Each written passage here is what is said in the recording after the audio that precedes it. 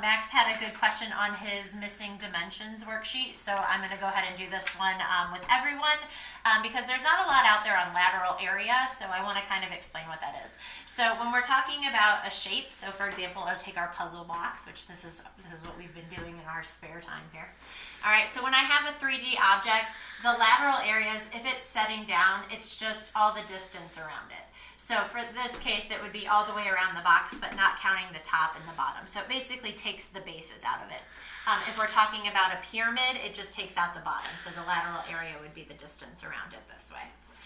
So for number 9 on the worksheet, we're talking about a cylinder. So what happens with a cylinder's lateral area, I'm going to make this into a cylinder to show, all right, is that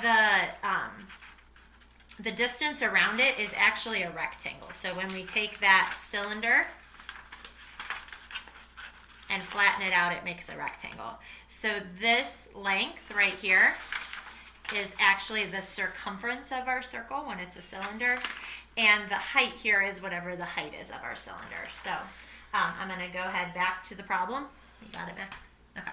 So it says a cylinder has a height that is 2 times as large as its radius. So I'm going to go ahead and call the radius x, which means I'm going to call the height then 2x. All right, so it says the lateral area of the cylinder is 16 pi. So if we're talking about lateral area, again, I'm picturing this setting up, is that this top part was the circumference of the circle. So that was 2 pi r. That's how we find the circumference of a circle. And then the other dimension on the rectangle was the height of the paper. So our lateral area is equal to that. So what I'm going to do is set up an equation for lateral area. So this is lateral area right here. And plug my information in. So I know that the lateral area is 16 pi. So I'm going to plug that in there. And I know that that has to equal 2 pi r h because that's the formula for it. So then I'm going to go here, and for r, I'm going to replace my radius with x. And for height, I'm going to replace that with 2x. So from here, I would just multiply all that out. So I get 16 pi equals 2 times 2, which is 4, times pi times x squared. So from here, I'm going to divide both sides by 4 pi. So remember, pi is just a number. So here I would get that the pi's would cancel. 16 divided by 4 would give me 4 equals x squared.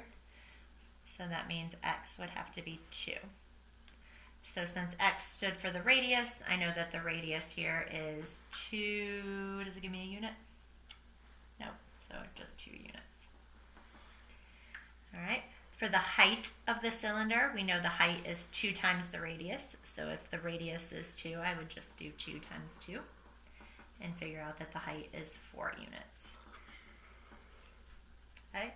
From there, if I want to find the surface area of the cylinder, I would take this lateral area that we have, which is the 16 pi. So that's the distance all around it.